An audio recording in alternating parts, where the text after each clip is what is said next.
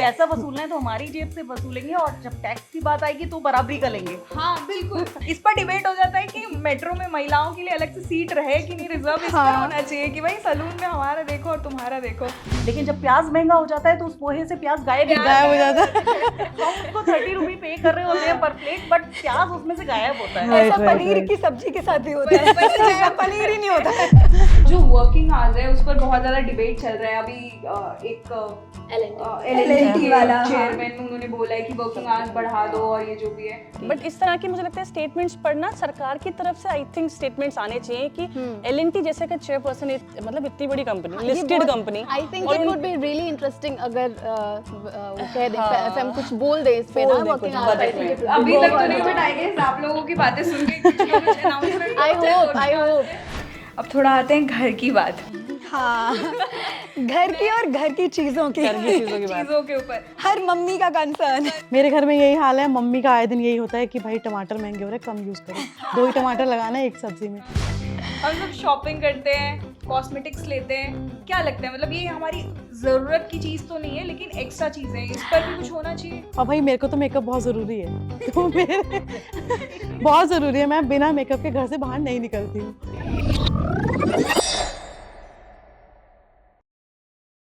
आम बजट आने वाला है, खास तौर पर महिलाओं को इस बजट से काफ़ी उम्मीदें हैं।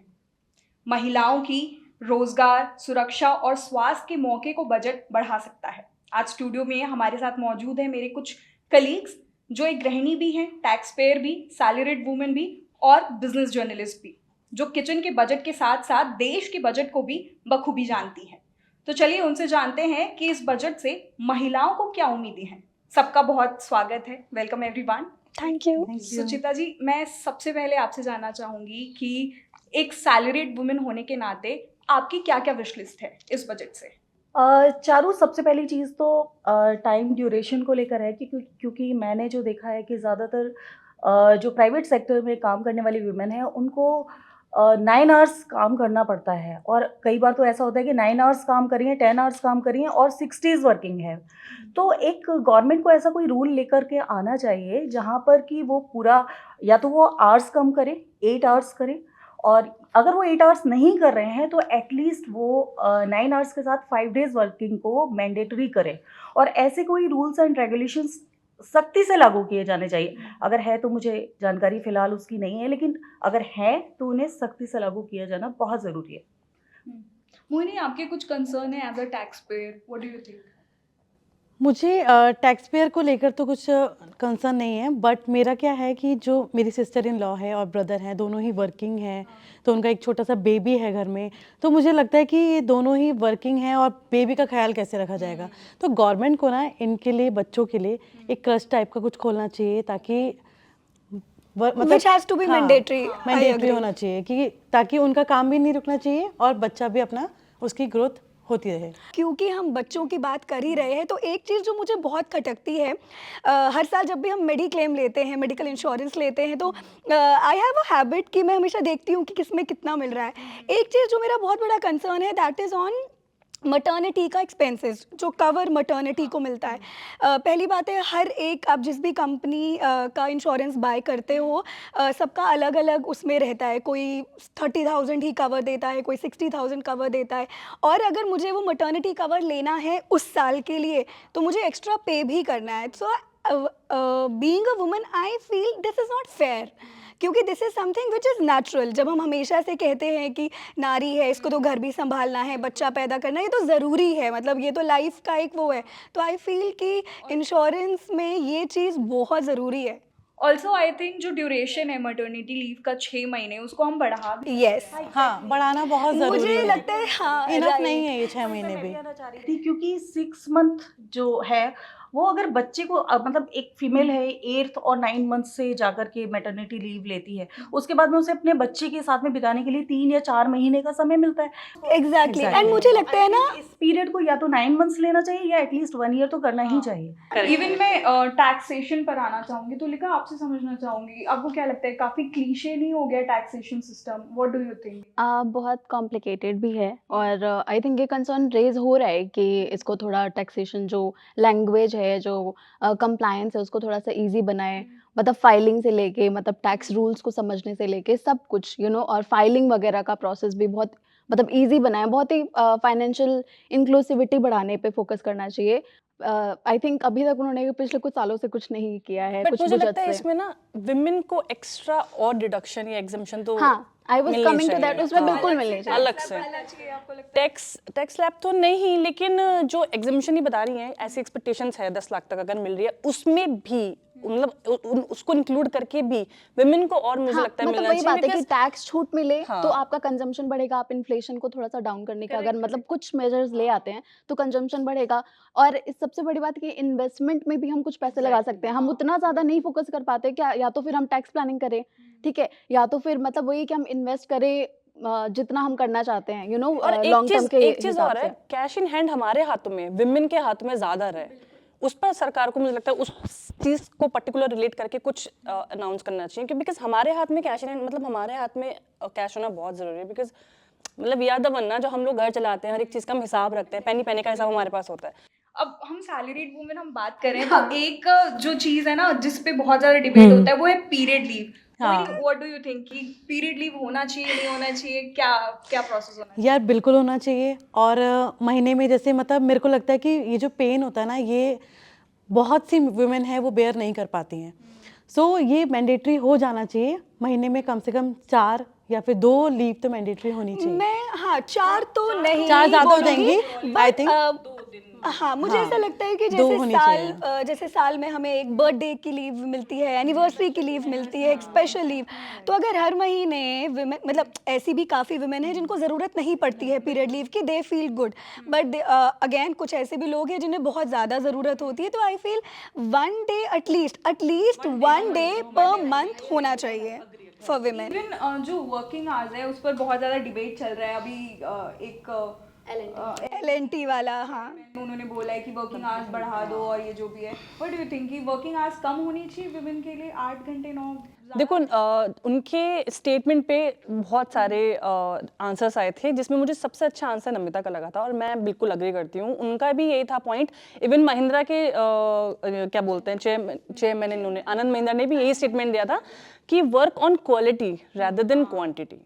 और जितना आप मेरे को फ्रीडम दोगे ना उस चीज़ का, अगर आप मेरे पर प्रेशर रखोगे कि नहीं आपको तो 10 घंटे काम करना था, आप कैसे आधे घंटे में काम करके जा रहे हो, तो फिर उसमें ना मैं कहीं ना कहीं क्वालिटी के साथ मैं हाँ, मतलब ये तो लॉन्ग टर्म में क्वांटिटी नेवर वर्क्स, है ना, क्वालिटी ही आप ढूंढते हो। Quality he at the end of the day आप चाहे कितने भी बड़ी कॉर्पोरेट हाउस हो या छोटी कंपनी हो, आपको क्वालिटी चाहिए ना, अगर आप लॉन्ग टर्म सस्टेन करना चाहते हो। बट हाँ, इस तो आई तरह थिंक के वर्क आवर्स में भी ये वो करता है, इम्प्लाई करता है कि बट इस तरह की मुझे लगता है स्टेटमेंट्स पढ़ना सरकार की तरफ से आई थिंक स्टेटमेंट्स आने चाहिए कि L&T जैसे का चेयरपर्सन मतलब इतनी बड़ी company, listed company, I think it would be really interesting अगर वो कह दे, FM कुछ बोल दे इस पे ना working hours. I think it would be really interesting. I guess आप लोगों की बातें सुन के कुछ ना कुछ अनाउंसमेंट आई होप वैसे भी हमारी जो फाइनेंस मिनिस्टर है निर्मला जी, उनको कुछ भी बोलती है तो वो चीज़ वायरल हो जाती है। तो आई फील कि अगर वो यहाँ से वायरल हो और तो ये चीज़ पक्का वायरल होनी चाहिए कि 5 days and 8 hours, I guess it is fine for everyone.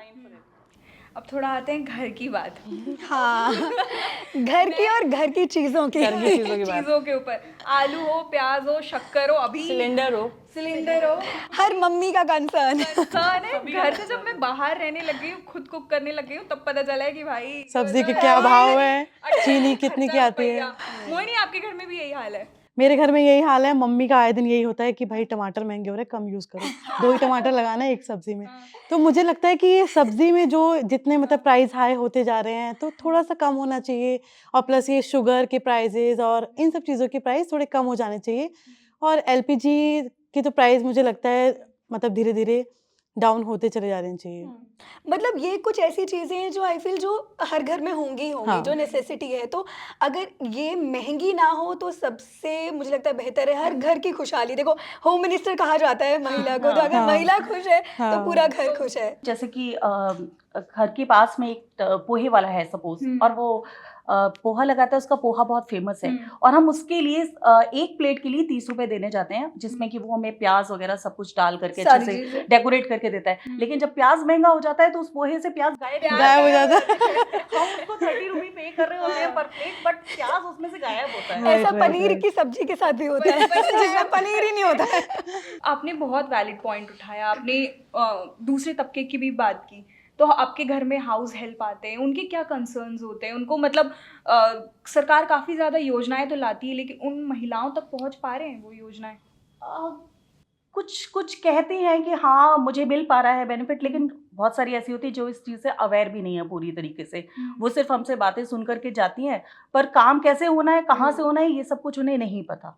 तो इस चीज़ के लिए लिटरेसी भी ज़रूरी है। आप उनको ट्रेन करें, उन्हें बताएं भी कि ये काम कैसे कराना है, कैसे बेनिफिट होगा। इसके लिए चाहे गवर्नमेंट को कुछ एजेंट्स रखने पड़े, मतलब जैसे कुछ ऐसी महिला वर्कर्स, इससे रोजगार भी मिलेगा महिला वर्कर्स को, और वो घर घर जाकर के जागरूक करें कि हाँ। तो उससे बिल्कुल, मुझे लगता है ना स्किल डेवलपमेंट पे भी काफ़ी काम हो रहा है, लेकिन उसको थोड़ा और बढ़ाया जा सकता है। What do you think? हाँ, बिल्कुल मुझे भी लगता है उसको बढ़ाना चाहिए, उस पर्टिकुलर सब्जेक्ट को लेकर कुछ ऐसे अनाउंसमेंट्स हों जिसमें महिलाओं की भागीदारी बढ़े। जैसे हाँ, होता है ना इलेक्शन में बूथ बूथ पे काम होता है, हाँ। तो वैसे ही करना चाहिए। जैसे ये कोई भी स्कीम है या कुछ भी, तो वैसे ही आप अवेयरनेस भी फैलाओ, वैसे ही लोगों को लिटरेट एंड करो मुझे ऐसा लगता है भले ही मतलब वी financially. से कि हम औरतें हैं, महिलाएं बहुत आगे बढ़ गई हैं, बट आई फील कि फिनेंस ये एक ऐसा सेक्टर अभी भी है जिसमें महिलाएं चाहे वो कितनी एजुकेटेड भी हो, बट दे आर नॉट, मतलब वो जो उनकी लिटरेसी है, दे आर नॉट दैट, वो कहते हैं ना सशक्त नहीं है वो अभी भी फिनेंसेस को लेकर। मतलब I have met a lot of women जो लैक्स में अर्न करती हैं, but when it comes to finances, when it comes to manage them, या बात करें इन्वेस्ट करने की, तो उन्हें पता ही नहीं होता है। तो औरतों के लिए फाइनेंस को समझना कि वो कोई रॉकेट साइंस नहीं है, बहुत आसान है। इसके लिए एक्चुअली गवर्नमेंट को काफ़ी सारी चीज़ें करनी चाहिए कि हम और जैसी औरतों finances के को लिए भी टैक्स ज़रूरी फाइलिंग को, है। मतलब मैं सॉरी टॉपिक से जंप कर रही हूँ, बट ये हमारे स्कूल कैरिकुलम में एक्चुअली होना चाहिए। आई थिंक ये बहुत बड़ा कंसर्न है बहुत ना? ज़रूरी है। है ना? हमारे मतलब स्कूल में नहीं सिखाते टैक्स कैसे फाइल करते हैं, है ना? तुलिका बहुत वैलिड पॉइंट है। I hope finance minister Nirmala Sitharaman ये सुने और ये ऐड किया जाए। हम सब शॉपिंग करते हैं, कॉस्मेटिक्स लेते हैं, क्या लगता है मतलब ये हमारी ज़रूरत की चीज़ तो नहीं है, लेकिन एक्स्ट्रा चीज़ें हैं, इस पर भी कुछ होना चाहिए? यार आई हैव अ पॉइंट, मैंने ये ना बहुत लोगों से सुना है कि जो पर्सनल हमारी केयर की चीज़ें होती हैं, पर्सनल हाइजीन की चीज़ें होती हैं, घर पे भी हम लड़कियां अक्सर सुनती है कि ये ज़रूरत नहीं है, लग्जरी है, बट ऐसा नहीं है। To keep our self clean, हमें खुद को साफ रखना है, या खुद को जो भी हेल्दी रखना है, या मतलब स्किन के लिए हम जो भी करें, तो ये इट इज़ अ नेसेसिटी। मतलब और भाई मेरे को तो मेकअप बहुत ज़रूरी है। तो मेरे बहुत ज़रूरी है, मैं बिना मेकअप के घर से बाहर नहीं निकलती हूँ। तो मेकअप के जितने भी प्रोडक्ट्स हैं, इन पर भी बहुत ज़्यादा मतलब जीएसटी देनी पड़ती है। तो वो मतलब इनको भी कम कर देना चाहिए गवर्नमेंट को, पिंक टैक्स, राइट। इस पे भी कम करना चाहिए।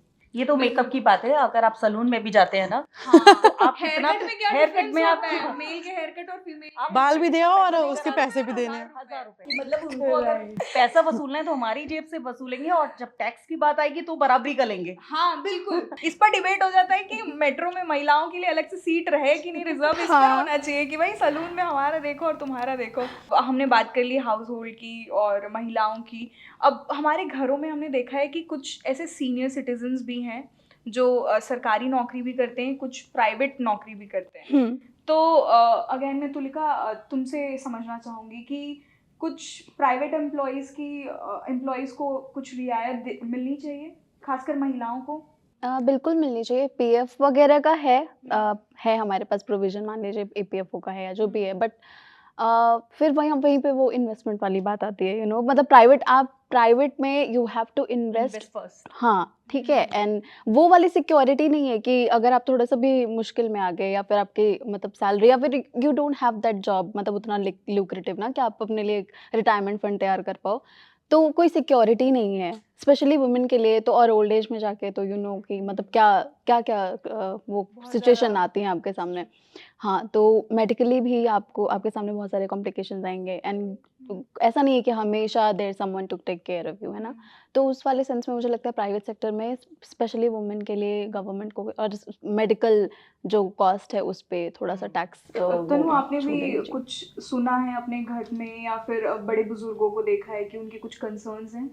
सेम यही कंसर्न्स हैं उनके कि थोड़ा सा जो सरकार की तरफ से स्कीम चल भी रही है उसमें और बेनिफिट कैसे ऐड ऑन कर सकती है ताकि वो ज़्यादा इनकरेज हो इन्वेस्टमेंट करने के प्रति उसके, और उन्हें इस चीज़ का पता चल जाए कि हाँ ये इसमें हम इन्वेस्ट कर देंगे आप तो एक तो टैक्स एग्जिबिशन का बेनिफिट मिलेगा ही मिलेगा, साथ में रिटायरमेंट के टाइम पे आपका अच्छा कॉपस बनेगा। ऑल्दो हमारे पास जैसे तुलिका ने बताया बहुत सारे स्कीम्स हैं ऑलरेडी। स्कीम्स हैं, ये बात मानती हूँ, स्कीम्स हैं पेंशन के लिए, लेकिन उसमें भी कंडीशंस हैं। जैसे एपीवाई है तो वो जो नॉन टैक्स पेयर्स हैं केवल वही उसमें इन्वेस्ट कर सकते हैं, ठीक है। अब अगर वर्किंग लेडीज़ की अगर बात करें तो उनके लिए ईपीएफओ में आपका पेंशन वाला प्रावधान दिया हुआ है कि अगर आप 10 साल तक जॉब कर रहे हैं और अपना कंट्रीब्यूशन दे रहे हैं तो आपको पेंशन मिलेगी। अगर आप 35 ईयर्स तक भी जॉब करते हैं तो आपको मैक्सिमम पेंशन कितनी मिल रही है? 7,000 के आसपास। और क्या आज से 35 साल बाद या 25 साल बाद वो 7,000 मायने रखेगा? नहीं रखेगा। बिल्कुल। तो आई थिंक, मुझे लगता है कि जैसे अभी गवर्नमेंट एम्प्लॉयज़ के लिए सरकार एक यूपीएस लेकर आई वो, तो मुझे लगता है कि वैसा ही कुछ प्राइवेट कर्मचारियों के लिए, प्राइवेट जो चाहे वो फीमेल हो या मेल हो, ये तो पेंशन तो हर किसी को चाहिए।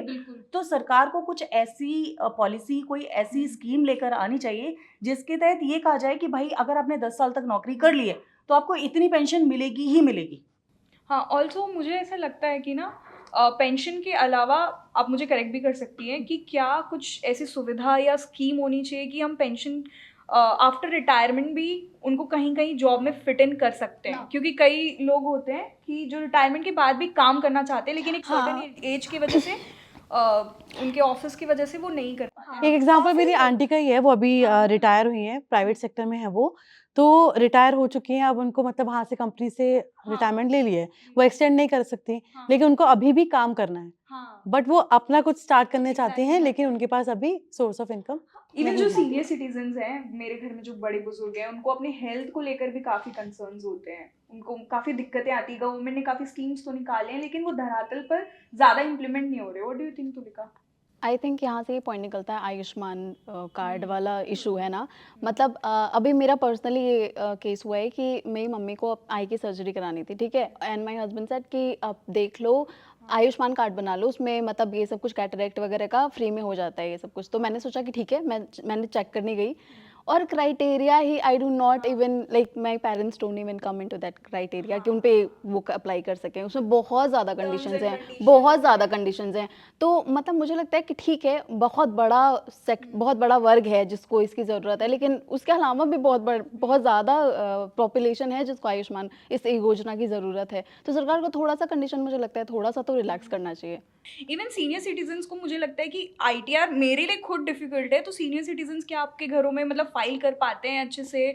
और जब रिटायरमेंट हो जाती है उसके बाद भी हम देखते हैं कई केसेस में कि तब भी उनको आईटीआर फाइल करना पड़ता है। हाँ, नहीं मतलब आई फील ये एक बहुत बड़ा कंसर्न है। जैसे अभी मेरे डैड है, आज भी जब उनको आईटीआर फाइल करनी होती है तो वो थोड़ा सा ऐसे एक कंफ्यूज हो जाते हैं, अभी ये क्या करना है फिर से, मतलब जबकि आप खुद सोचो वो कितने सालों से करवा रहे हैं, but still he gets confuse कि अब क्या करना है। ऑल्सो मोहिनी, मैं क्योंकि आप यहाँ पे टेक कवर करती हो तो थोड़ा मैं इंसाइट इसमें चाहती हूँ कि आजकल जो बच्चे होते हैं ना, मतलब मैंने अपने घरों में भी देखा है, भाभी है उनको पोएम नहीं सिखाती है, फोन दे देती है, ठीक है भाई फोन में देख लो आप कोई पोएम या जो भी है, और बच्चे काफी ज्यादा टेक फ्रेंडली हो रहे हैं, डिजिटल फ्रेंडली हो रहे हैं।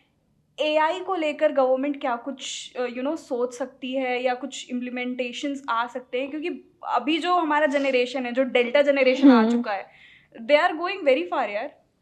मुझे क्या लगता है कि अभी जो बच्चों को फ़ोन आज ही से देने स्टार्ट कर दिए हैं, तो थोड़ी सा इस पे भी ब्रेक लगाना चाहिए। मतलब छोटे छोटे बच्चों को तो नहीं देना चाहिए। अब जो ये डेल्टा जनरेशन आ गई है तो इनके हाथ में फ़ोन आ गए हैं तो अब चलते ही रहेगा ये। बट जो ये डीप फेक आया है तो ये बहुत बड़ा कंसर्न है, और ये हो सकता है बहुत ही गलत फ़ायदा भी उठाए आगे जाके। तो मिसयूज़ बहुत ज़्यादा हो रहा है इस चीज़ का। तो डीप फेक को लेके, सिक्योरिटी को लेके सरकार को इस पे कुछ नया रूल्स लाने चाहिए। आई थिंक एक संचार सारथी लेकर भी आए थे, बट वो तो एक स्कैम को लेके हो गया, बट इसी का पैरेलल कुछ ये भी लेके आना चाहिए कि आप एआई से कैसे बच सकते हैं।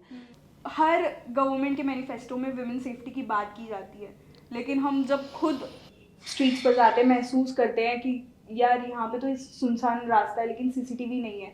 हम आए दिन कोई रेप केसेस देखते हैं, फिर बात उठती है विमेन सेफ्टी की। व्हाट डू यू थिंक कि गवर्नमेंट को और क्या बजट में एलोकेट करना चाहिए विमेन सेफ्टी को और पुख्ता करने के लिए?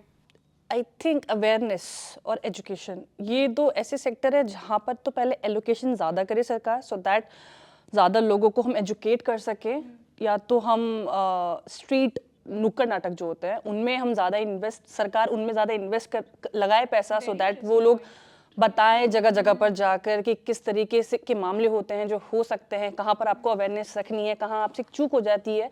मतलब एजुकेशन सेक्टर पे ज़्यादा एलोकेशन हो। और सेफ्टी के लिए मुझे लगता है कि टेक्नोलॉजी जैसे बढ़ रही है ना, चाहे किसी भी सेक्टर में हो, सरकार को उसका बहुत ज़्यादा यूसेज करना चाहिए और देखना चाहिए कि कैसे सिर्फ टेक्नोलॉजी के बल पर आप सेफ्टी को एनहेंस कर सकते हो। हाँ, टेक्नोलॉजी को बहुत ज़्यादा इक्विप करना चाहिए, बहुत equip करना और चाहिए। ऐसे केसेस में मुझे लगता है अलग से या तो कमिटी या तो फास्ट ट्रायल वगैरह का कुछ प्रोविजन लेके आना चाहिए। थैंक यू गाइज, आप लोगों ने अपना टाइम निकाला और बहुत अच्छे अच्छे इंसाइट्स दिए कि महिलाओं के क्या कंसर्न्स है, सीनियर सिटीजन्स के क्या कंसर्न्स है, यूथ के क्या कंसर्न्स हैं, आपके क्या कंसर्न्स हैं, आप क्या कुछ एक्सपेक्ट करते हैं वित्त मंत्री निर्मला सीतारमण से कि वो बजट में एलोकेट करें।